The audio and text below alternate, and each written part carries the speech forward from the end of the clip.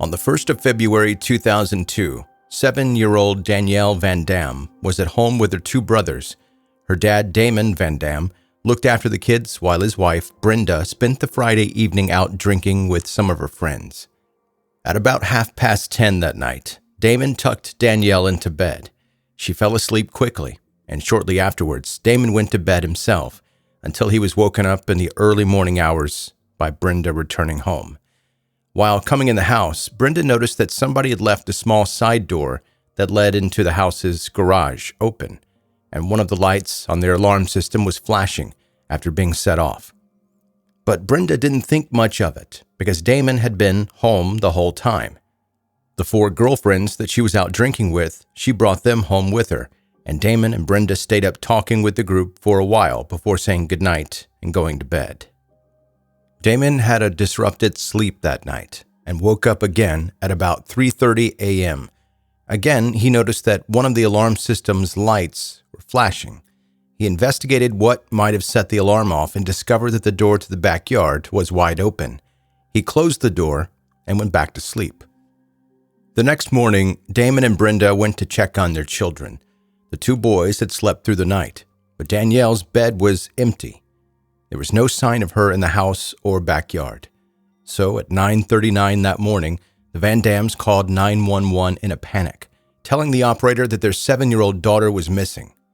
The community in the neighborhood of Sabre Springs, San Diego, pulled together in an attempt to reunite Danielle with her family. Large groups of volunteers combed the area, searching along the highways and the nearby desert for any sign of the missing child. Meanwhile, Sabre Springs law enforcement systematically interviewed everyone in Danielle's neighborhood. That morning, all the neighbors were home except for one, a 49-year-old engineer named David Westerfield. David only lived a couple of doors down from the Van Dams, and he owned a high-end motorhome that he often used to go for getaway trips, overnight trips. David wasn't a stranger to the Van Dams. In fact, Brenda had taken Danielle to David's house only a few days before her abduction because she was selling cookies for the Girl Scouts. After David answered the door and bought some cookies, Brenda asked if she could come inside and look at the kitchen because she knew he had recently had it remodeled. Investigators discovered that not only was David not home, his motorhome wasn't there either. Only a handful of minutes after Brenda and Damon had reported their daughter missing, David had packed up his motorhome and driven to Silver Strand State Beach, where he had paid to stay for 2 nights. However, the following day, he decided that it was too cold to stay at the beach, so he took the motorhome to the desert instead. On Monday morning, David drove back home. He was seen at the dry cleaners he frequented, barefoot and appearing to be exhausted. While he was there, he dropped off a small load of laundry, 2 pillowcases, 2 bed comforters, and a jacket. Immediately after he arrived home, he began to clean his motorhome. The police placed him on around-the-clock surveillance, and the following day, they impounded his motorhome and another vehicle for forensic testing. While speaking to the police, David insisted that he had no idea where Danielle had gone, but that he had actually seen Brenda the night her daughter disappeared, because the 2 of them had been out drinking at the same bar. One other aspect of David's original interview with police was very interesting to investigators. He provided an incredibly detailed summary of his nights spent away in the motorhome, and all of the details could be backed up by eyewitnesses, receipts, and phone records. However, despite all of this detail, there was one thing that David somehow forgot to mention, the fact that he'd stopped at the dry cleaners on his way home. On the 22nd of February, David was arrested for abducting Danielle. One tiny spot of blood had been found inside his motorhome, and another had been found on the jacket he had dry cleaned shortly before returning home. DNA testing revealed that the blood was a match to Danielle's.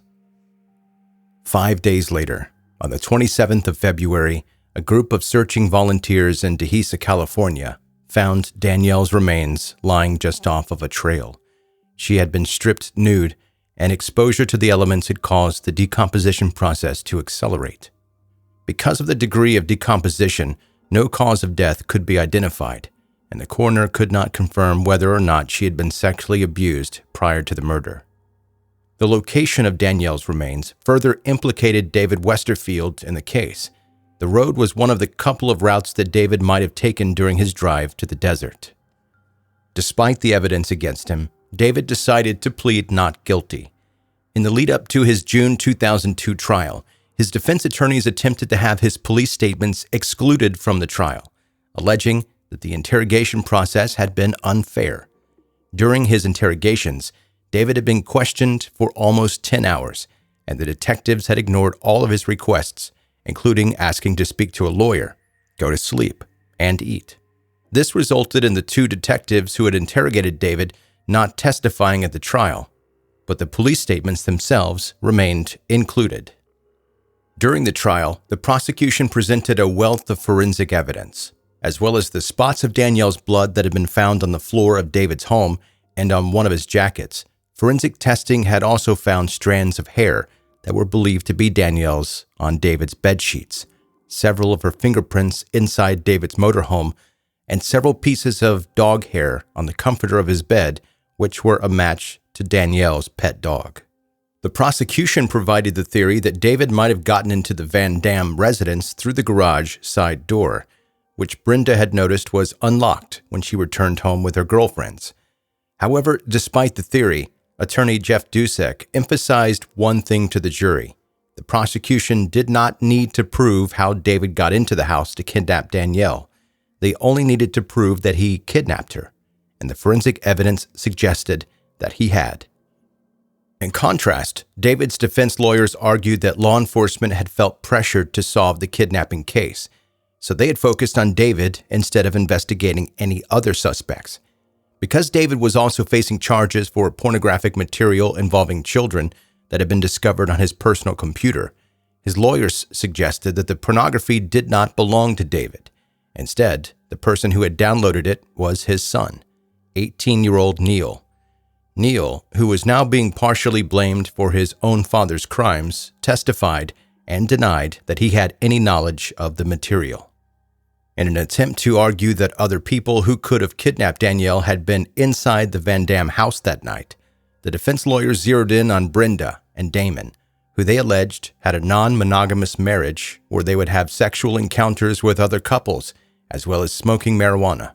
Because of Brenda and Damon's alleged swinging, the defense proposed the theory that more people had actually been in the house during the night of February 1st, 2002, and it was possible that these unnamed, unidentified people had abducted and killed Danielle.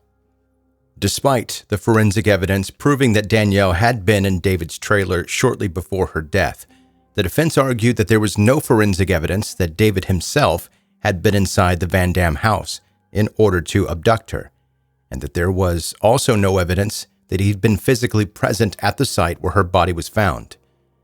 In response, attorney Dusek argued that it was completely possible for somebody to avoid leaving forensic evidence inside a home if they were being cautious. David had known to be careful about leaving DNA and fingerprints inside the Van Dam home, but meanwhile, Danielle had likely been frightened and struggling inside David's motorhome, causing trace evidence to be left behind. There was no innocent explanation, attorney Dusek stated, for Danielle's DNA being left in David's home. On the 16th of September, 2002, the jury reached their decision. David Westerfield was guilty and should be sentenced to death. He is held at San Quentin State Prison, but it is unknown whether his execution will ever go ahead.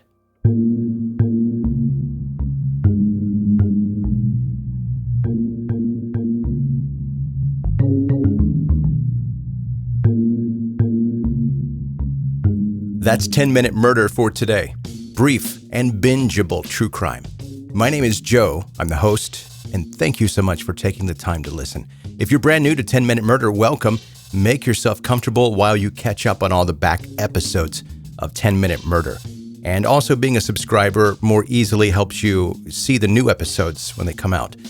When you're a subscriber, you open the app wherever you like to listen, and then boom, the new episodes are going to be right there in your face. And speaking of new episodes, coming up on the next one for 10-Minute Murder, we're going to stay in the state of California with this one.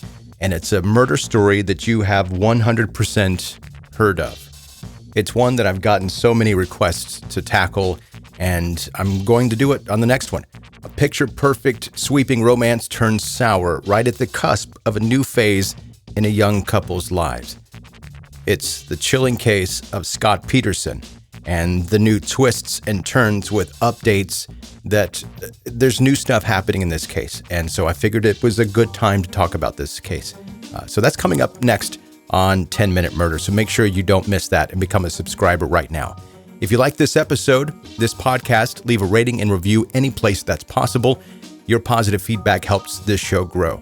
For all things related to the podcast, go to 10minutemurder.com. That's going to do it. That's another 10 Minute Murder podcast episode. I will talk to you on the next one. Bye.